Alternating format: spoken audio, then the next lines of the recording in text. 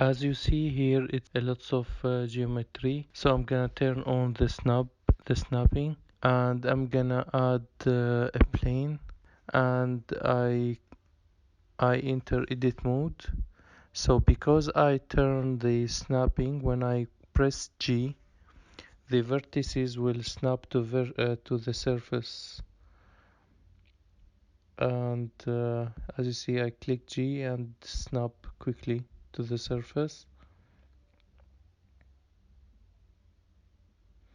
And as you see here, the pivot point. Now I'm gonna speed up somewhere where I don't need. I'm gonna turn on plugin called Mesh F2, and I'm gonna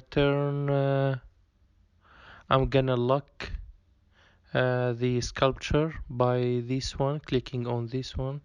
It doesn't show up, so you have to click it and show it up here. Now when I click it, I cannot move the sculpting, and I'm gonna turn in front so I can see the object clearly.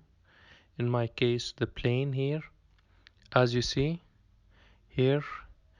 And I'm gonna turn on the back face ceiling.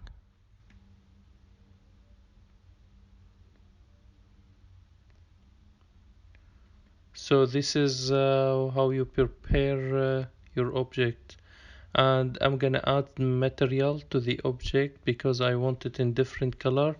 And I'm not gonna choose a material color. If I choose material color, so I only can see it on a render mode. And I'm gonna add the shrink wrap modifier, and I'm gonna click on body because I want the plane to be shrinked on the sculpting lady. And you see how it's the difference, how it was look like before this. And as you see here, the pivot point is I'm gonna add a mirror modifier, so but the pivot point is it's not in the center, so it's gonna make some problems with mirror.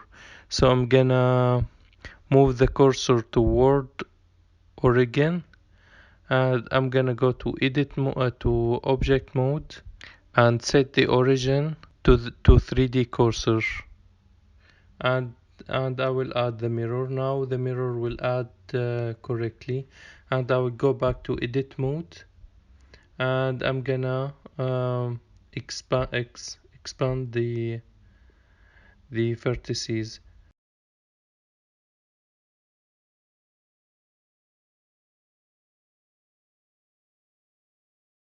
I'm gonna add displace modifier, and this is to move the object a little bit further from the sculpting.